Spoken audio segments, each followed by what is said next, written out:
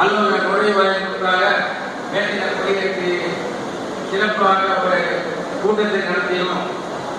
5/5/2014 மீண்டும் திருவள்ளூர் மாவட்ட தொழிலாளர் 6/5/2014 டெப்யூட்டி கமிஷனரை சந்தித்து காஞ்சிபுரம்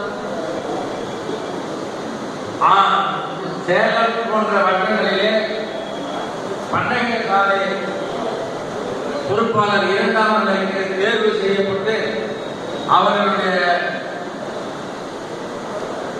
மற்ற வட்டங்களிலே பணியமர்த்தப்பட்ட பிறகு அதை ரத்து செய்ய வேண்டும் என்று அவர்களுக்கு கோரிக்கை வைத்து அவர்களும் ரத்து செய்வதாக கூறி பின்னர் ரத்து செய்து அவர்களுக்கு களப்பணியாளர்களுடைய வரிசையில் அவர்களை பணியமர்த்தப்பட்டு பதவி உயர்வுக்கான வேலைகள் நடத்தப்பட்டது.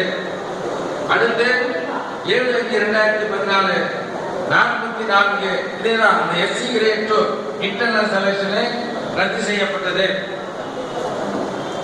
அன்றைய தினமே மாலை மதிப்பீட்டு பணியாளர் சங்கத்தினுடைய சென்னை மண்டல கூட்டம் நமது கூட்டறையிலே நடைபெற்றது.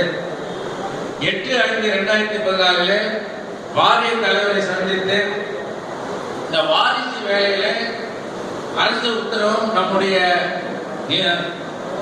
வாரிய உத்தரவும் என்னவென்று சொன்னால், ஒரு பணியாளர் பணியில் இருக்கும் போது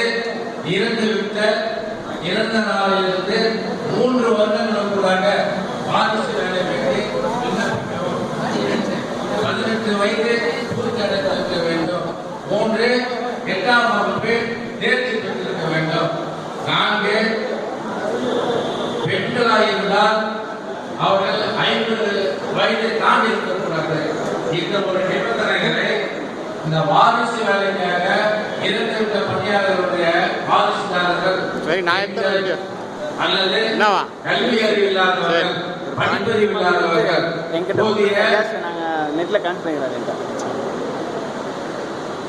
மின்வாரியத்திலே இந்த உத்தரவை அறியாதவர்கள் அவர்களுக்கு ஒரு சிறப்பு நிகழ்வாக தளர்த்தி 18 வயதோ அல்லது 8ஆம் வகுப்போ இதை நீங்கள் கணக்கில் கொண்டு 3 ஆண்டுகளை சிறப்பு நிகழ்வாக தளர்த்திட வேண்டும் என்ற ஒரு கோரிக்கையை நாம் வைத்தோம். நண்பர்களே, அந்த கோரிக்கை இப்பொழுது பரிசீலனையில் உள்ளது. தலைவரே, தலை தூக்கு. இது சம்பந்தமாக நம்முடைய மாநில செயலர் பாரி அவர்கள் பேசுவார்கள்.